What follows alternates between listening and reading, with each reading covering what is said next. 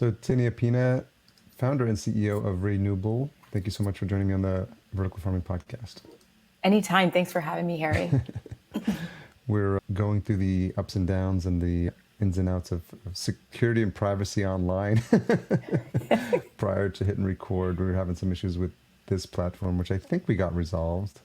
But this idea of like passwords floating around and security online, it's not something we needed to concern ourselves with. Like 20 years ago, I grew up in the 80s, and it's really weird to have to think about all the things we need to take care of now to protect our privacy. Totally. And it changes the way we do business now, too. Yes. Yeah, you were sharing a story that was pretty scary with someone that had their privacy or their information hacked, and it didn't turn out well for them. I saw a post recently. Someone posted, I think it was on Slate, about this is what life used to be for people who worked in my generation. And people were just posting these vignettes of like, as soon as I was done with work at 5, I would just leave and go like hang out with my friends at the bar, and I'd never have to think about work. And like, I didn't have an email, and like I had one awkward sounding email for work that I never used. Or like I would get up in the, or I'd hang out with my friends and we watch Friends, must see TV, and that's all we would do. And that's all we had that was on TV. And it was this weird moment in time that I think about it now, and I mean, mostly everyone, myself included, like the phones at the bedside, and I catch myself. I'm like, this is not the first thing I want to be doing, so I have to like train myself. And I'm wondering if it's sort of, I don't know if insidious is too heavy a word, but it's just this slowly over time, this creeping in of like technology into our worlds to the point where people feel like they can't do without it. Yet we did do without it like a decade ago, and I'm wondering what that experience has been like for you. Yeah, I mean, that's a great question. I think it's very existential because I think the main thing that it's triggered by is fear of missing out. So a lot of Yeah. FOMO and the fear of not being relevant. And I think if people can just remove a lot of that attachment to those two fears, Mhm. then yes, you can become centered. You can just create a lot more boundaries. I think that has also kind of caused a lot of perhaps the hype in our industry that we've, been hearing about and seeing. And if really people just focus on the core competency, their core mission, despite how challenging and especially when you're creating a new category, it really removes that what seems to be just a very just negative kind of energy that none of us want to be attached to. Yeah. How have you found that has changed like your behavior or your relationship to tech? Yeah, that's a good question. We've been tech enabled, but not tech in the sense of there is a sophisticated software algorithm or tech hardware Hmm. that really makes us who we are and differentiates us. And I think that gave us a lot more flexibility with how we raise money and really just doubling down on what we're doing has always been hard. But thankfully, and I'm so glad that we don't rely on having to focus on tech and just the IP of it, it does really allow us to take and innovate on existing kind of processes and using off the shelf commercial equipment, for example, and just hone in on where can we be more cost efficient so that we can provide something more affordable, more responsibly sustainable, and ideally more resource efficient, because that's our core focus. We want to differentiate ourselves with our services and our products based on that. I think when you get distracted by tech and the features of it, then it really just makes it that much more challenging in what you really wanted to focus on at the beginning of your mission. Home is New York City for you? Good point. Home is originally from Virginia, but Okay. I've lived and worked in New York City for almost 17 years now. Okay. And where did you grow up? Woodbridge, Virginia, so right outside Woodbridge. of Fairfax. Okay. And what was that like? Good suburban family. Both my parents didn't go to school. I was the Yeah. first oldest child to go through college, majored in information technology from Virginia Tech. Hmm. And, just really had a very diverse, non-deterministic path to what I do now. But, I think I've just always been grounded with hard work.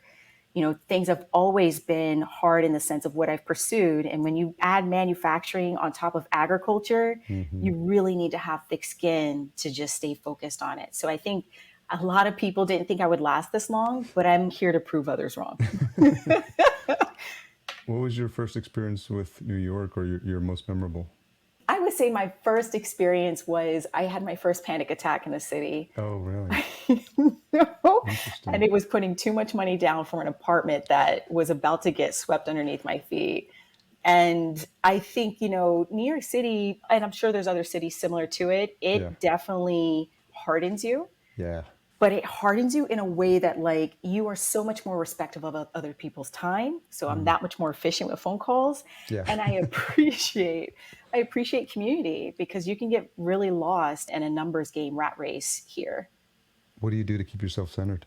I'm a very, I like to go around the city, take photographs with a camera. I Okay. like to be around nature. So I try to go out and farm. We're starting a very DIY farm on some land in Massachusetts.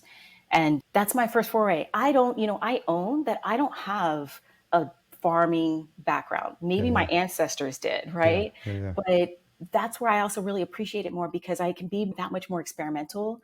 I am removed of all ego. So I want to learn as much as possible, try as much as possible, and just know that there's hope to be experimental with it. We were talking a little bit before we got started. I just got back from Indoor Ag Tech NYC, and I grew up in New York, grew up in Yonkers, just outside New York City. I've lived Upper East Side and East Village, as the regular listeners will know. And I think what was striking for me is how different I responded to the energy. The event was in Times Square, Marriott Marquis, and as anyone knows, you step into Times Square and it's like the energy of Las Vegas, but instead of a strip, it's like a 4 block radius of just like, I don't even know how to describe that. It's just chaotic, frenetic, like all of the above. And I think in the past I had more of an appetite for that, even though I preferred that downtown in terms of that energy. But I think as I get older, you sort of have less patience for it, or you have to find different ways to cope with it. Or New Yorkers, I used to have a friend who said, I don't hang out above 14th Street, I think he said at the time. He lived downtown. This was like in the 90s or something like that. I thought it was hilarious. He was like, nope, don't go above 14th Street. So I think everyone responds to it in a different case and time. But do you find like there's certain pockets of the city that you resonate with and you kind of stay in those areas? Yeah, absolutely. And it's a thing, getting friends from Queens, the Bronx, Brooklyn, it's hard to get them out of their own borough because we like to host a lot. But for me, I'm fortunate to live close to the Hudson. As soon as I go to the water, I feel zapped of Oh stress. yeah, yeah, As yeah, soon as, same thing with Central Park. So once you find your routine yeah, and that routine helps centers you, grounds you, removes you of the stress, yeah. it's possible. Yeah, it's great to have that. And then you mentioned you were working on some land as well. So do you find, or do you notice a difference that when you leave New York and then when you come back, that shift is like for you? Good question. I think for me, it's like, so this land is not, it's cleared, but it's not developed. So no utilities. And for me, I'm able to it's just like really kind of create my own blueprint by really working with permaculture principles. Yeah. So when I come back to the city, I'm that much more excited to just do and create. So it's very much restorative in that sense. I was looking at some of the experiences you've had from your LinkedIn profile. I saw that you worked at New York Cares, and I was familiar with that organization as well from my time in college during a fraternity. We would do coat drives for them and stuff like that. So, is that something that's always been a part of you in terms of this ability to do volunteer work, give back to the community? And where did that start for you, and who inspired that? Yeah, for me, and I appreciate you asking that. For me, I've always needed to align my personal values with whatever kind of professional work that I do. Yeah. I used to work in finance. That culture was not for me. Learned that very quickly. Did what I did to need to adapt. But at the end of the day, I spent a lot of my time doing a lot of volunteer work through urban rooftop gardens. At the time, it was Brooklyn Bridge on a Hmm. volunteer basis, taught through New York Cares through a prep SAT program in Harlem. And that just really instilled that the work that I needed to do needed to have just a social mission, which is why we're a social enterprise. So that it's very easy. And without any question, we need to have something that's going to directly give back in ways that the business can't.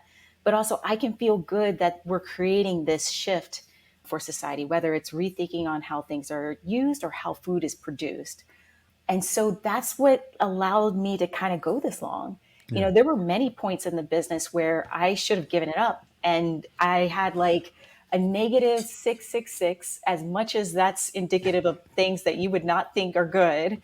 Balance in the business. I had a Yeah. negative balance in my personal account. And there were many obstacles like that where it's like, damn, like I need to really rethink things. But I think just that core mission and my personal values And because I knew what we were working on is so impactful for the industry and just society, that's what helped me keep the grit, to keep the persistence.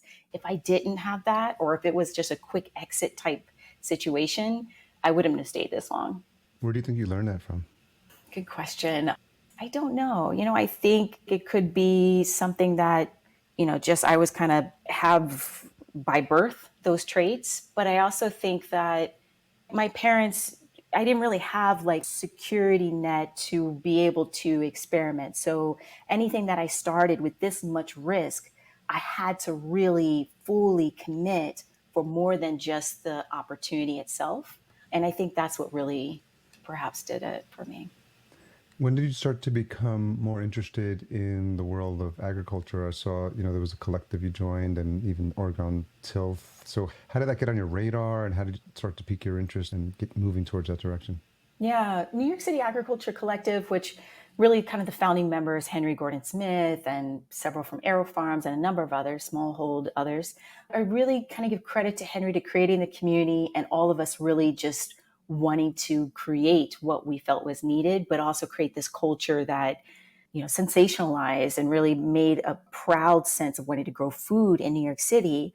And so that's what was one kind of seed. And at first, I didn't know what to expect, but I knew I wanted to be a part of it with a totally different perspective. And so that was New York City Agricultural Collective. Still exists, still runs very well. And I think they're doing a New York City Ag Tech Week this upcoming September. Separately with Oregon Tilth, they actually reached out because they were looking for board members with diverse representation and diverse kind of perspectives. And what I felt I brought to the board was, really looking at just more kind of fragmented agricultural markets, especially related to urban agriculture, smallholder farms, and especially CEA. And they, even though organic is definitely value of mine personally, but not limiting ourselves to organic or just organic food, not just produce grown. It's also food that's processed. And so it wasn't hard to get the interest of their board given I think the diverse outlook that I bring. So I was fortunate in that way. So talk about where you were as you were learning. You get influences from the collective, working with Oregon Tilth, and talk a little bit about the story of how this idea starts to formulate for Re-Nuble and who, if anyone, you're having conversations with at that time. Yeah, so Renewable actually was really conceived before then. When I was working in finance, I just had this random idea because it was totally unrelated to what we do. Yeah. And I always wanted to work with recycling to the point where I was looking at Mack trucks, these expensive, crazy looking trucks, no budget for it whatsoever, but just Yeah. really understanding the infrastructure and how, material resource transfer stations are handled. And so I took 2 personal weeks off when I was working in finance to take vacation, go to Des Moines, Iowa, and learn what anaerobic digesters are. The Mm. huge municipally owned behemoths that manage organic waste. And I've always felt if we can take the same benefits that food waste as a compost material can provide for soil ecosystems, why can't we mimic that similarly for hydroponic or soilless? Okay. Because I see the benefits of bacteria providing in reduced fertilizer inputs amongst other properties. And so I've always been a huge fan of biomimicry, always been a huge fan of like, how can we really look at how things react and the synergies within the ecosystems to do that in another scenario. And that really was what started for us. We were focusing on food waste, vegetative waste specifically, and using a bioconversion process that allows it to be sterilized and turned into a homogeneous, so same kind of pH and just nutrient composition, so that hydroponic farms could first start working with it as a replacement to synthetic mineral salts. And it was a rocky experience. We gave out the product to several farms in the industry. They were fortunate. We were fortunate to get feedback from them, had some deficiencies, quite transparently, with basil in particular at the beginning. And then we worked through, we had a lot of constraints, Yeah. right, that really limited us to a vegetative waste only product. And so when we realized, okay, how much time are we putting into this? And it doesn't mean we're going to abandon it, but now that we kind of picked up this Renew Terra, which is the focused on using crop residue fibers to choose it as a replacement to rock wool, peat, and cocoa coir. That really got a lot of interest and gave us more diverse markets than just the US, where a liquid organic hydroponic nutrient product is really going to be severely impacted based on shipping costs. Yeah. Whereas a fiber product, not so much. So we put that production on hold and really doubled down on the RenewTerra product line purely because of that. To go to your point, I think the mindset of really looking at cities, how to close the loop on what inputs are, how they're consumed, and how to really turn that byproduct or waste stream or residual into materials that are used on a pretty frequent and high volume basis, that still remains. And the good thing is it gives us flexibility to work with different waste types, irrespective of the geography and the different kind of food production economies elsewhere. So for folks that are not familiar with Re-Nuble and the product line, how it's evolved since you started and who your customers are, can you talk a little bit about that? Yeah, absolutely. So we're essentially a social enterprise that focuses on, and a for-profit social enterprise. So a lot of people mistaken that as a nonprofit, but we are for-profit in the sense that we sell, or I should say, we develop and commercialize nutrients, a platform of sustainable technology such as nutrients as well as fiber products that are meant to use byproducts from the food production industry as well as crop residues to turn them into organic renewable materials to replace mineral salts on the nutrient side and separately rock wool, peat, and cocoa coir on the input side as it relates to grow medias or horticultural substrates. And so our platform for RenewTerra, especially given that's what we've been honing in on, it is anywhere from plugs of different dimensions to blocks, slabs, and mats, but we also have loose fibers. And the intention is to, right now we use a proprietary fiber that allows us to adhere with other existing residual fibers such as jute. We're also experimenting with other materials that allows us to really bind these two fibers together. And the fibers allow for more water retention, but also more air porosity, the pockets, without creating too much density and too much, what I would say, inconsistency in the fiber's shape and size that you often see with wood substrates. Okay. So that's the main thing that we've been focusing on. Where are you seeing most of the application or interest in terms of the product lines? Yeah, so recently we launched a mat. The RenewTerra mat comes in various shapes and sizes, and that mat is more so grown for or used for microgreen mats, but they're also used in NFT gutters and other really different dimensions that I think some farms have more customized. You asked earlier in terms of the farms that we're working with. Yeah. So they're both here in the US and Canada, as well as abroad in Germany, France, etc. So the reason why they've sought us out is for a couple of reasons. So the biggest one is the sustainability. We can speak with truth and confidence that we can reduce the emissions. However, transparently, right now our LCA is being updated. So the way we calculate our emissions, What's the LCA? LCA is life cycle assessment Okay. or life cycle analysis. Okay. So that would be looking at, okay, all of the inputs going in, all the raw materials and renewables production process, as well as the processes and activities for the customer to receive that finished good. What are the emissions involved? Okay. And so that's not finished yet, but what we're able to provide is here's the emissions you're reducing by using our product that has been upcycled. And so sustainability has been the first and foremost, followed by affordability. And given that we have flexibility with not only the material density, but also the dimensionality, we can be able to provide more flexibility on the pricing. And then lastly, the resource efficiency. So how the product can be irrigated, we optimize for less water and less irrigation, which indirectly would also reduce energy costs. So those three things took us a while to hone in on, but now with the mats and very soon in August, the plugs, followed by the slabs and the blocks, people will be able to see the benefits that we're seeing on the mats translated across those use cases. And do you see that growing faster than the nutrient side? Good question. We get asked that all the time. I do, Yeah. purely for the reason that right now, it's very cheap to ship the fiber product or our Renew line all across the world because it's a light product. Whereas the nutrients were really limited to North America just based on shipping cost. Hmm. However, the production process, which right now is in upstate New York, is designed so that can be very cost effectively replicated in a distributed fashion. So our goal is not to ship all over the world. That certainly would be counterproductive to our mission.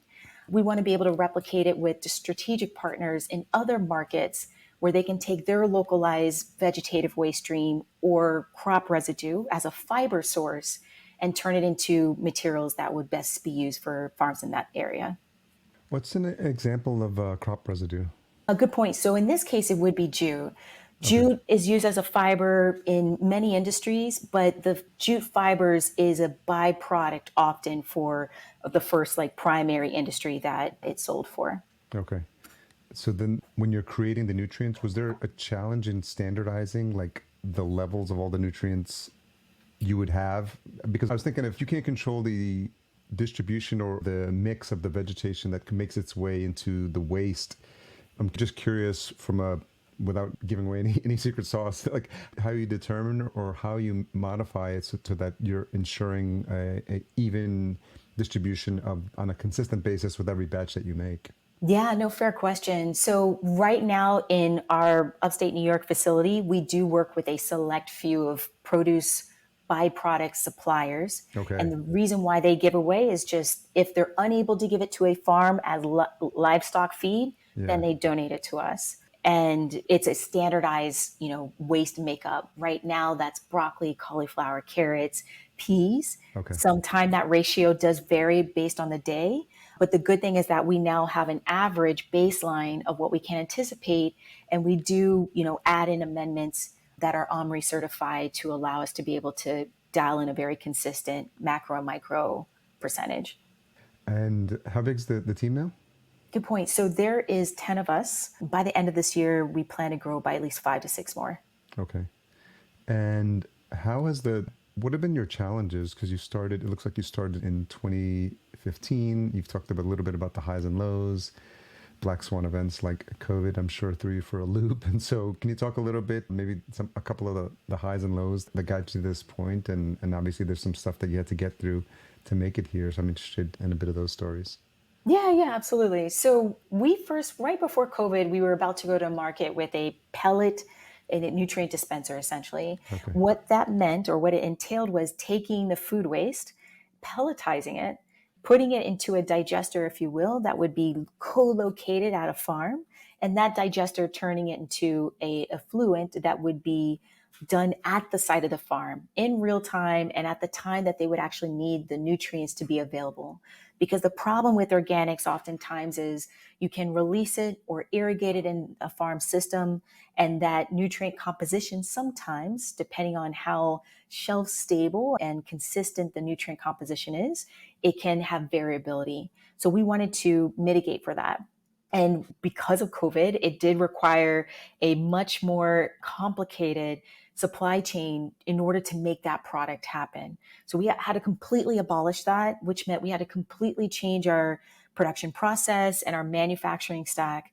And that put us behind by 12 months, of which we had raised capital to go to Mm, market with that. yeah. It also, siphoned $500,000 in a loan that was meant to go towards that. So we were challenged in a number of ways, but I really give credit to the team just on how resilient, creative, and that's what constraints do for you, right? It Yeah. really makes you be more flexible. And how have you grown as a leader? Is this your first time in the CEO role? And how have, you found yourself now? Obviously, hindsight is 2020, and you can look back at the experiences that got you to this point and made you more resilient. And it's hard to do that when you're still got a lot on your plate. But I'm just wondering if you have time to sort of pause and reflect how you've grown as a leader over these years. Yeah, a lot. I've always had leadership positions, but nothing to the, I would say, extent of a CEO. And I think for me, the biggest advantage has been for me of just removing any ego, any attachment. And I think that makes me a lot more lean. I lean in to the team. I definitely create an environment, and I try to, I would say, to where people feel like they're co-creating, they're contributing just as much as I, in the sense of this is part of their vision as well, where Yeah. possible. And I think that makes, all of us are partners on the company. So there's an equity component to it as well. And with that, everyone, I feel from my opinion, is that they know that they can bring mistakes, they can bring failures, but they know that, there's a healthy environment that they can give opinions to, change things without there being any criticism or anything negative that would be retracted from that. And how have you personally, like, do you feel like you've had to either change or evolve in terms of like your personal growth? That's a good question. I mean, I think for me, I've had to just remind myself that it's business. And I think Yeah. sometimes that's the hardest part, is like, people mean well, but ultimately it's just business. And you just want to do right by your customers, do right by people that you're working with, and just move the hell on. And, there have been several times where we have needed to make a quick change that if something was communicated sooner, we would have made that change sooner and missed that $10,000 or $15,000 mistake, right? Yeah. But I think people really appreciate when you can talk to them as a regular person and acknowledging that mistake, rather than creating an environment where it's hostile and all the stress. Like, no one needs to pass on stress. I'm Yeah. happy with absorbing it. So how do you personally manage that? Because that would be a lot to take on for any one person. It is. And I still am not really at a point where truthfully I am scaled quite yet, right? And I do that because I want to, if God forbid, there was a situation where crap hits the fan and I need to step in, I want to know how to do that person's job too, so I can quickly Mm. resolve it and move on. And I Yeah. think all of us have had that similar experience, and we have that much more respect for people that we're supported by. So I think having that mindset, you're a lot more adaptable, you're a lot more empathetic, and you're just a lot more respectful to there being efficiencies with processes, because no one wants to be bogged down by things that just aren't working. Yeah. Where do you draw inspiration from in terms of your management style? Good question. I From others, in the sense, like, your podcast is amazing, and Thank you so understanding how much. other people navigate things. Yeah, And I yeah, think yeah. that's huge. Yeah. And I hope people will be more transparent with failures, right? Yeah. Because that's really the source of learning. But I do try to focus on a lot of just what other industries are doing too. I think that is really Mm. insightful. When I look at commodities, or when I look at, it could be even the precious rare earth metal mining Mm. industry. There's a lot of bottlenecks related to supply chain. And in the Mm. manufacturing business, we have to be aware of things that are similar too. So I just try to take myself out of the context of CEA or Yeah. agriculture and think of where else are there similarities or patterns we can kind of be more aware of. To the extent that you're willing to share, what have been some of the challenges for you as a both minority and female-owned business owner in this industry? Appreciate you asking. I think sometimes there is some bias on, just people that look like others in this industry, Yeah. and maybe not given seriousness or credit to. And I don't take that personally. I just always focus on how do we prove people wrong, right? Because Yeah, I yeah, know yeah. there is legitimacy to what we're doing. The market is already telling us, we're getting the feedback. I'm not concerned. But I do think that, where it is hurting others is if there is a need for collaboration, right? I'm super collaborative. Yeah. It's better that we develop that relationship sooner rather than later. Yeah. And I think that's where sometimes people in the industry go wrong. There's too many finger pointing. Yeah. And instead, let's work together to get over this and add more strengths and advantages to create your own moat, that be it or Yeah. not. And I think that's a really big hindrance. So, not for me to educate though. So, That's just someone else's flag to fly. What has been your experience in the industry? I know that we met at Indoor AgCon earlier this year. Was that your first conference? And is that something that's going to be part of your marketing strategy going forward? oh, good point. No, no, not the first conference. We try Okay. to be selective because I've been such a huge fan of the Trader Joe's model, whereby Yeah. Love that. you spend little on marketing, Yeah. right? Yeah. And just pass all the savings to the customers Yeah. and or your team or employees. That's what I'm focused on. So I really, if we show up, it's like we're trying to be celebrities because we are being super selective on showing up. Yeah, yeah, yeah. And there's other ways that we'll be testing this year. Don't want to give it out yet of how, whether, that marketing way or campaign is more effective than other more traditional styles. I just am more interested in listening to customers, understanding where gaps are, and really focusing on where can we create savings so that we can transfer it as much as possible, because the farmers and the growers are doing the harder work, and I'd rather just make their lives as easy as possible and try to understand where we can come in better, again, on three main tenets: more responsibly sustainable, more affordable, and more resource efficient. What was the response to the folks at Indoor AgCon? Good question. Very good. I think there was, so what was interesting is we had this one comparison table that did use referenceable sources Okay. of here's how, Renew Terra matches up against Rockwool, Coco Core, et cetera, Yeah. in the plug dimension, right? So Okay. that form factor, Yeah. a lot of people were taking pictures of it. And it was a good conversation starter. That's Yeah. the whole intent of it, to be a conversation starter, Yeah. to really share how we're approaching this industry differently.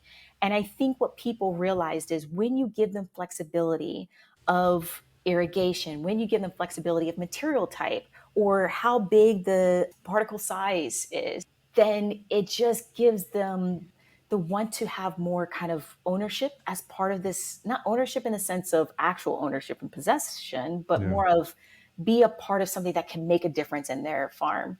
I find it to be really hard when you're just putting out a commodity and it's not really moving the needle besides a pricing differentiation. And I'm guessing you had a lot of follow-up conversations. We did. Yeah. Okay. Yeah, we did. Who's an ideal partner for you? Is it, when I think about like whether they're in a specific aspect of the business or a specific size of farm?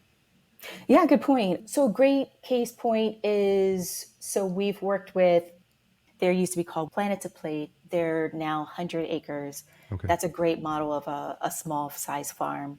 And we're testing with a number of farms that are also larger in vertical farm size, to not put out names yet until we've gotten their consent. Hmm. But some of them, may use, we have, I didn't speak to this more widely, but we do have a sprout sheet.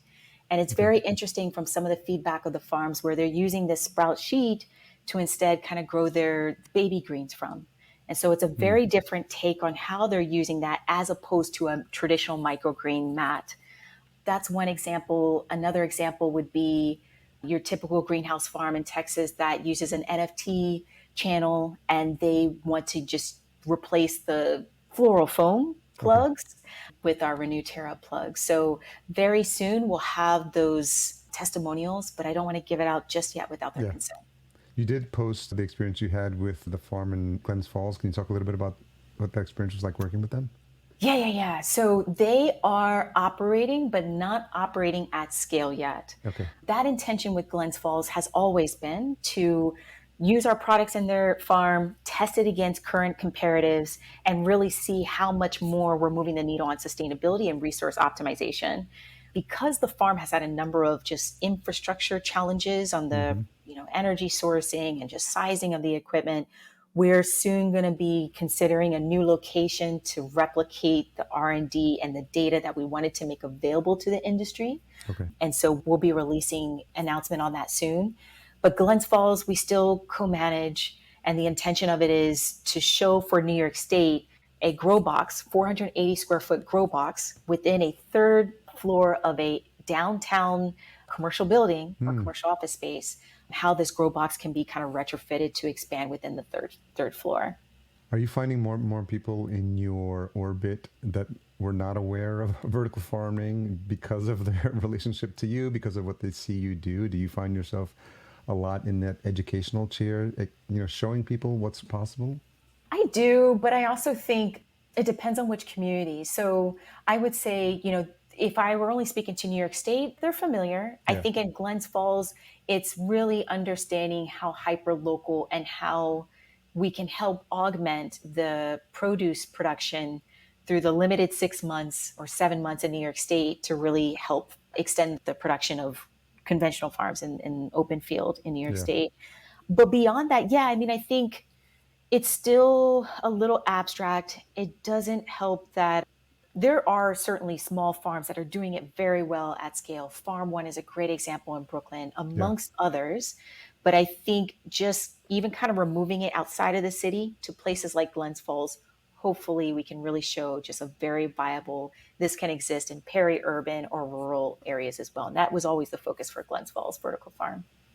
I was able to tour Farm One. I got there on Friday, so Rob was kind enough to take me on a tour and give us tastes of the plants. And I went with some other folks from the conference as well. You know, everyone was just blown away by the amount of flavor packed into some of these herbs that most people are not familiar with. That were, they hit your tongue, and you're just like you weren't expecting like that hit of flavor. It's whether it's anise or citrus or all these wild flavors. And he gave us his book, which I just finished yesterday. So like, I'm now on the seeing my opportunities to grow some microgreens at home.